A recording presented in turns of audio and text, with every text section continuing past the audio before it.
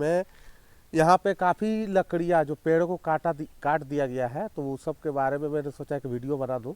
तो और शास्त्री जी भी मेरे साथ है। शास्त्री जी, आपका स्वागत है यूट्यूब चैनल में। प्रणाम आप सभी को। और आज मैं बहुत दिनों के बाद आया हूँ, क्षमा चाहता हूँ आप सभी से, समय अभाव में इस तरह का हुआ है। आज मन में भी ऐसा आया कि कुछ ऐसा अलग टाइप का कुछ वीडियो हो जो आप सबों के साथ शेयर कर सकूं, और आप सबों का सेवा में मैं ये वीडियो बनाया। आप थोड़ा सा इस पर अपने आशीर्वाद देंगे। पहले तो वीडियो देखा जाए कि मैं क्या बताता हूँ।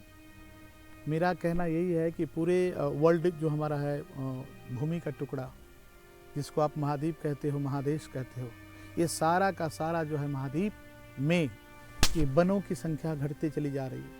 नई जो आपकी 21वीं शताब्दी में आया है, इसमें बहुत ज़्यादा पेड़ों को काटा गया है, और इसका परिणाम ये हुआ है कि पूरा का पूरा ओजोन मंडल जो हमारा छिद्र है, जो एक सिक्योरिटी है पूरा पृथ्वी के ऊपर में, बाहर से जो हमारी सूरज की किरणें आती है उसको डायरेक्ट हमारे पास ना पहुंचने में वो सहायता करती है, यानी कि हमारा एक कवच है वो।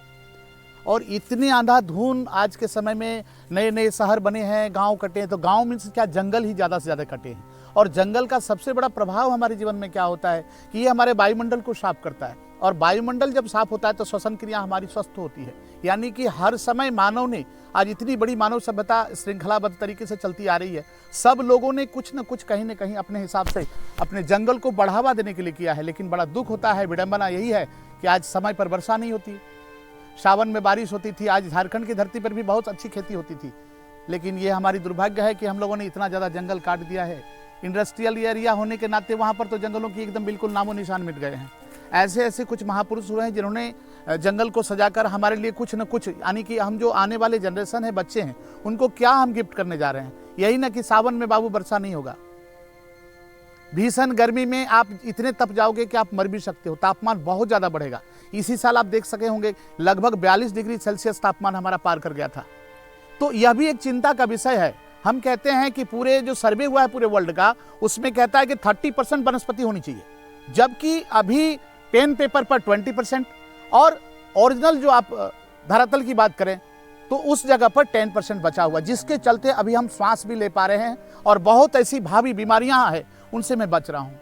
अगर इसी तरह का निरंतर हमारा जंगल कटते रह गए तो वातावरण पूर्ण रूपेण हमारा दूषित हो जाएगा, और हम सभी बीमार पड़ेंगे, हमारी आयु कम होगी, और हम समय पर किसी भी चीज़ का आनंद नहीं ले सकेंगे। जैसे विरासत में मानव सभ्यता विकसित हुआ है, तब से लेकर आज तक हम लोग प्रकृति से कुछ न कुछ लेने का ही काम किए हैं।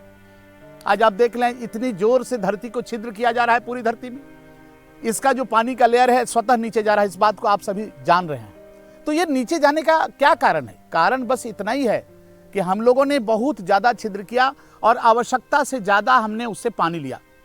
धरती के साथ, यानी कि प्राकृतिक संपदा जो है हमारी, उसके साथ भी हमने खिलवाड़ किया। आज खेती नाम मात्र का रह गया हमारे झारखंड में। ऐसे बहुत सारे एरिया हैं जहाँ पर पानी की व्यवस्था है, और लोग, हमारे श्रमिक लोग बहुत अच्छे, वहाँ होती है खेती। लेकिन मैं जहाँ पर खड़ा हूँ, ये आपका झारखंड राज्य के अंतर्गत आने वाले धनबाद जिला अंतर्गत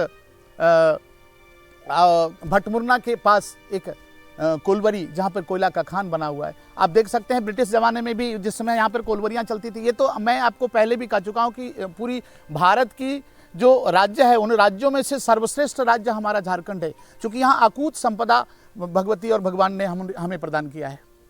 आप सभी को यही विनती करूँगा कि आप जहाँ कहीं भी रहें, एक वृक्ष आप जरूर अपने जीवन में लगाएं, ताकि आने वाले जो बच्चे हमारे न्यू जनरेशन हो, उनको आपके द्वारा लगाए गए वृक्षों का हवा, वायुमंडल शुद्धिकरण में आपकी भूमिका दिखे, और आप अमरत्व का एक भावना रख करके जरूर एक वृक्ष लगाइए, ताकि हमारा धरती परिपूर्ण रूप से हमें पोषण दे सके, और ये मानव जीवन धीरे धीरे विकसित हो, ना कि नाश की ओर जा सके। आज नई नई बीमारियां ऐसी ऐसी आती है, बड़े बड़े मेडिकल साइंस के लोग नहीं जान पाते कि क्या हो रहा है, what is the reason behind it, the patient has died now. वो लाख कोशिश करने के बावजूद भी उसको बचा नहीं पाते। मेडिकल साइंस में उसकी पढ़ाई नहीं होती। इसका मतलब साफ सुथरा है कि ओजोन मंडल का छिद्र होना हमारे लिए बहुत बड़ा एक संकट खड़ा हुआ है, और इस संकट से उबरने का एकमात्र उपाय है पूरे विश्व बंधुत्व की भावना को रखकर सारे लोग मिलकर हम वृक्ष लगाएं, और अपने जीवन में आने वाले नई जनरेशन को एक नया सौगात दें कि कम से कम कुछ दे न सके तो कम से कम हवा तो आपको दिया, ताकि आप जीवन अपना सुखमय से बिता सके। आप सभी को प्रणाम। मेरा कहने का यही था कि आज आप देख सकते हैं कि किस तरह से बेरहमी से हमारे वृक्षों को काटा जा रहा है। मैं चाहूँगा कि थोड़ा सा दिखावें आप हमारे दर्शकों को कि किस तरह से हम लोगों ने अपने ही पैर पर अपनी कुल्हाड़ी मार रहा हूँ और आने वाला समय हमारा दुखमय हो, इसके लिए उनको मैं निमंत्रण दे रहा हूँ। ये देखिए खोल बने हुए, यहाँ पर भी बहुत बड़ी हादसा हो सकता है। आखिर किसी न किसी मानव ने ही ऐसा किया है। इस तरह का कृत्य को हमें नहीं करना है। हमें कुछ ऐसा चीज करना है जिससे ये लगे कि हाँ भाई, हमने मानवता का एक सुंदर प्रस्तुति प्रदान किया है अपनी जगहों पर। आप वृक्षों से प्रेम करो, प्रकृति से प्रेम करो। ये देखिए, मैं आपको दिखाता हूँ कितना दर्दनाक यहाँ पे इस तरह से वृक्षों को काटा गया है और इस तरह का न जाने कितने वृक्ष कट गए हैं। यहाँ तो कुछ नजर भी आ रहे हैं, कुछ ऐसे ऐसे जगह हैं जहाँ बिल्कुल समाप्त हो गया है, वनस्पति नाम का कुछ रह ही नहीं गया। तो हमें चिंतन करनी चाहिए कि हम कैसे मानव विकास की ओर जा रहे हैं के अलावे हम अपनी ओर पतन की ओर जा रहे हैं। जब हम वातावरण को खराब कर रहे हैं, इसका मतलब है कि हम आने वाले। और एक बात और मैं आप सभी दर्शकों को बताऊं कि ये जो आप देख रहे होंगे, ये हमारे अंग्रेजों द्वारा बनाया गया है और जिस समय ये बना था एक अजीब वातावरण रहा था। यहाँ पे बहुत सारे लोग आए थे और इसका जब उद्घाटन हुआ था तो वह साल आपको मैं बता दूं 1902 ईस्वी के करीब में। कंपनी का जब समय रहता था, यहाँ पर मजदूर काम करते थे, कोयला निकाल करके यूं ही बेचा जाता था। बाद में नेशनलाइज हुआ है 1972 को और 1972 के बाद आज बीसीसीएल के नाम से, भारत कोकिंग कोल लिमिटेड के नाम से यह जगह विकसित हुआ है और यहाँ न जाने कितने अकूत संपदा यहाँ से निकाली गई है। और सबसे बड़ी जो खुशी की बात है वो मैं बता दूं कि ये जो जिस समय ये बना था, काफी उत्साह देखे गए थे। आसपास के 10-15 गाँव के लोग यहाँ पर आए थे। काफी जंगल रहा था वो समय। और आप देख सकते हैं कि इसमें जो प्रयोग किया गया है, ये सीमेंट का प्रयोग इसमें नहीं है। इन्होंने चूना और जो है वो गुड़ वगैरह मिला करके, जो बिरी वगैरह मिला करके जो बिल्डिंग बनाई जाती थी, उसी पद्धति में इन्होंने इस बिल्डिंग को बनाया था।